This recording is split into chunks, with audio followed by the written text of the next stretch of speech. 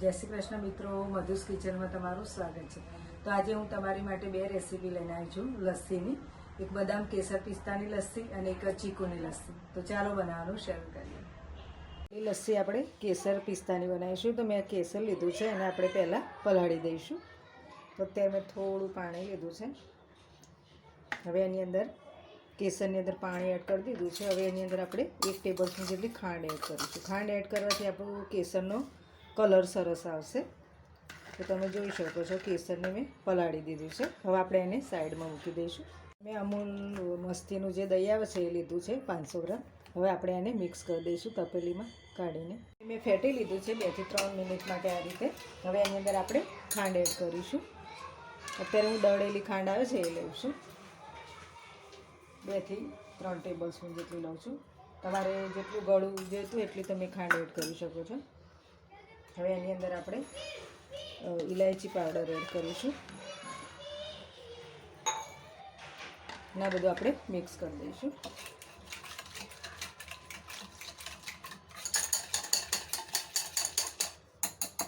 હવે આપણે એક જાર લઈશું। હવે આ બધું આપણે જે દહીંનું મિશ્રણ એ અંદર એડ કરી દઈશું, દહીં ખાંડનું।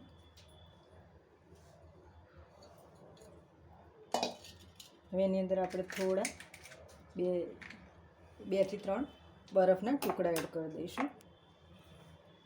અત્યારે મેં બદામ, કાજુ અને પિસ્તા લીધા છે। 10 થી 15 નંગ પિસ્તા, 10 થી 12 કાજુ અને 10 થી 12 બદામ લીધી છે, એ પણ અંદર એડ કરી દઈશું।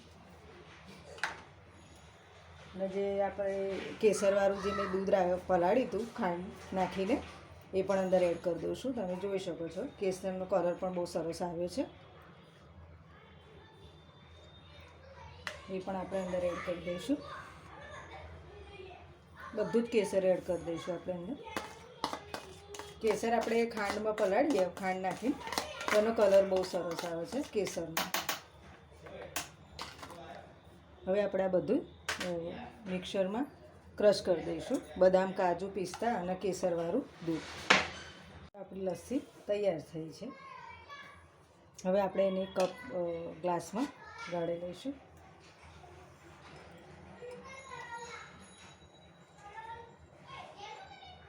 તમે જોઈ શકો છો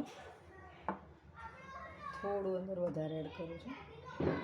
બહુ સરસ લાગે છે આ લસ્સી। બદામ, કાજુ, પિસ્તા છે, કેસર એડ કર્યું છે એટલે એનો ટેસ્ટ બહુ સરસ આવે છે। હવે ઉપર આપણે બદામ, કાજુ અને પિસ્તા એડ કરીશું।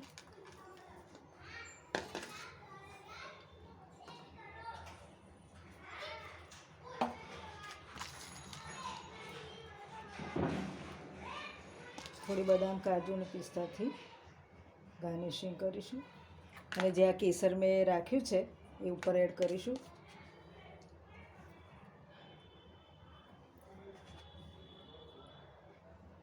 તો તૈયાર છે આપણી બદામ, કાજુ, પિસ્તા અને કેસરની લસ્સી।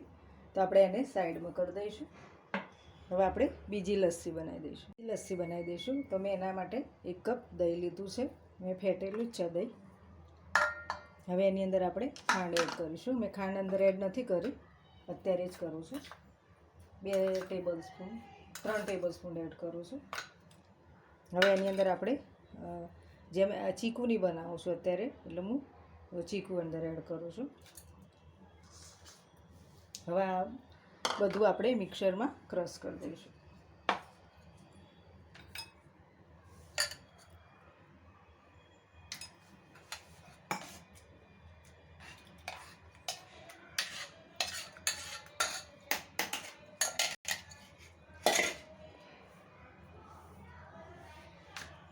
થોડી અંદર ઇલાયચી એડ કરીશું। ચીકુની લસ્સીમાં ઇલાયચી ને બધું સારું લાગે છે એમાં। આને આપણે ક્રશ કરી દઈશું। જોઈ લઈએ ક્રશ થઈ ગયું છે। તો તમે જોઈ શકો છો કે આપણી ચીકુની લસ્સી પણ તૈયાર છે। હવે આપણે એને એક ગ્લાસમાં કાઢી લઈશું।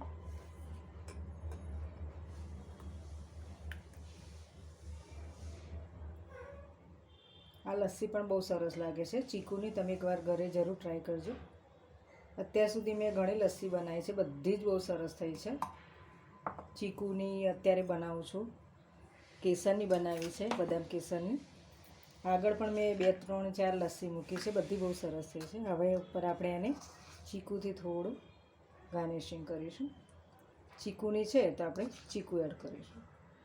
બહુ સરસ લાગશે, લસ્સી પીવામાં પણ બહુ સરસ લાગશે. ઉપર આપણે થોડી બદામ એડ કરી દઈશું. બદામ, કાજુ, પિસ્તા છે, થોડા બચ્યા છે તો એડ કરી દઈશ. તો બંને લસ્સી આપણી તૈયાર છે.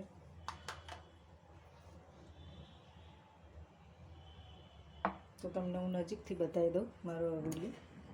તો આ ચીકુની છે અને આ બદામ, કાજુ, પિસ્તાની છે અને આપણે એની અંદર કેસર એડ કરીશું. તમે જોઈ શકો છો કે બંને લસ્સી આપણી તૈયાર છે. આ બદામ, કેસર, પિસ્તા છે અને આ ચીકુની છે. તો બંને લસ્સી તૈયાર છે. તો તમને આજની મારી રેસીપી પસંદ આવી હોય તો મારા વિડીયોને લાઈક કરજો, શેર કરજો અને મારી ચેનલને સબસ્ક્રાઈબ કરી દેજો. હવે આપણે એક નવા વિડીયો અને નવી રેસીપી સાથે મળીશું. ત્યાં સુધી આવજો.